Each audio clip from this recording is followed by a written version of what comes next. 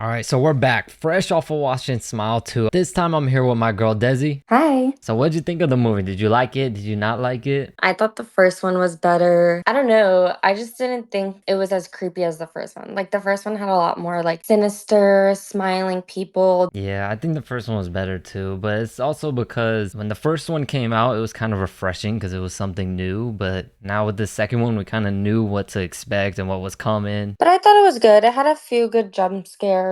I give it like a 3.2. It was like 2 stars in my head for the longest time, but I think the ending of the movie like kind of saved it. Yeah, I was thinking pretty much the same at first. I was thinking like a high 2, maybe like a 3 because the movie was still good, but it was basically the same as the first one. They're practically the same movie, just different character and different storyline up until the very end. They kind of saved it at the very end because they kind of mess with your mind a little bit. But Yeah, the end left you with a lot of questions, whether what was real, what wasn't real. yeah, I think I was rating it a 3.5. I don't know. I think the ending really saved it. I think it was still a good enough movie to get like a 3 up until those ending parts that really gave it that extra boost of a few points in my opinion. All right, we're going to get more into the details now, so just a spoil alert for everybody, but what was your favorite part? My favorite part, oh, when she was in the car with her friend and we realized the friend wasn't real the whole time. Mhm. Just because we were all like, what the fuck? And the part where she's in the rehab facility and her mom is like killing herself, and then it turns Mhm. out she actually killed her mom. I think that one was good too. But then her mom was alive too at the end because she was at the concert. It was just so like, I feel like it messed with our minds just as much as it messed with the damn girl in the movie. Now that I'm thinking back on it, I wonder if like the friend maybe was real. Remember the call where she called her and she was saying like, "Oh, I never texted you. It's been a few days. I didn't want to reach back out or whatever after everything." I wonder if the thing was messing with her and if that was fake or if everything was fake and that was real. You know what I mean? But I thought the whole situation with the friend was fake because the when she got the call in the car, she was like, "Oh, sorry, I didn't reach out after I heard your voicemail." The voicemail she left when she first called her. Of course, the ending is going to be my favorite part because it saved the movie. Just the whole thing where she goes to meet the guy in the, what was it, a Pizza Hut freezer, walk-in freezer or something. Yeah, that okay, now I'm wondering, was the guy even real? Yeah, that's what I was wondering too. I'm like, was the guy fake the entire time? Like, even when they first did their meeting, was that fake?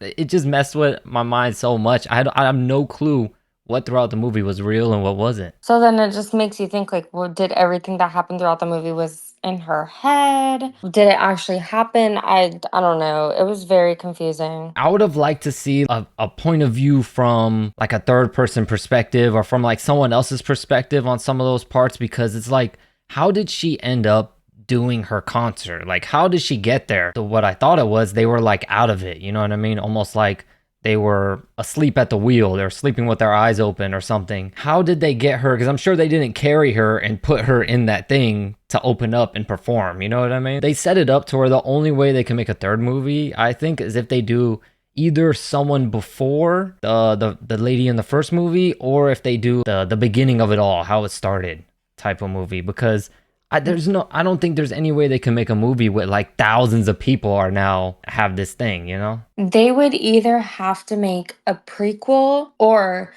just one person in the crowd who witnessed it and follow them, like their POV of seeing how she died Hmm. and then the thing following them. But then I don't know, because then the same thing would be happening to like thousands of other people. No, I don't know how it works. I thought it worked how I thought it was like they set it up to where it's the person killing themselves and it's the person watching, and then it can transfer over to the one person watching, and only one person can be watching.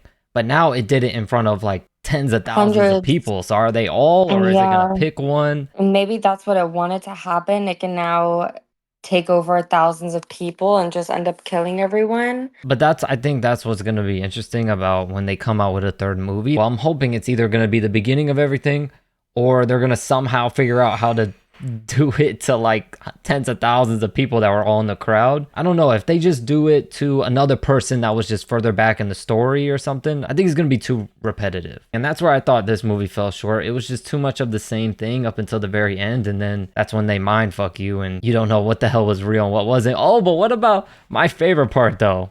Without a doubt, was when she threw that damn old lady on the table. Oh my gosh. That was my favorite Yeah, I part. thought it was like her dead boyfriend or husband, and she ended up just knocking the old lady off the stage into the table. The movie had its good moments. I will say, like, the scary parts were scary. It just wasn't meeting my expectations of what I thought it was gonna be. Yeah, too, we also came into this movie with really, really high hopes. So also with it, kind of being super similar, a little too similar to the first one, it kind of didn't really meet that expectation. But overall, I still think it was a really good movie. I still like the idea of the whole like story of the demon thing taking over and making you smile, because the smiles are super freaking creepy. Like that one guy that got naked in her house and there's doo-doo stains on his Oh, underwear. her stalker. Yeah, that was super, super creepy. Probably the most creepiest part of the whole movie. Yeah, I do think that was really creepy when he was like standing there in the dark hallway and then started chasing her. That got me. Yeah, I what cannot creeps look at me out that. is when she's still running away, but you can hear his footsteps behind her getting closer. Crazy, because in the first movie they let you know practically, like, okay, it's the smile demon thingy. You know what I mean? They let you know right away, and Yeah. then it cuts back to reality. But in this movie, Mhm. it goes on for so long that you have no clue what's real and what's not real, and then it immediately cuts to her being in at her concert, and it's just like, how did we get here? When did we get here? What is going on? The first movie, you definitely knew what was real and what was the thing. This movie, you knew at some parts what was the thing, but then at the end, you're like, okay, I have no idea what was real and what was fake. We're just as much screwed up in the head as the freaking lady in the damn movie. Don't know what Yeah. is real, what's not, have no idea.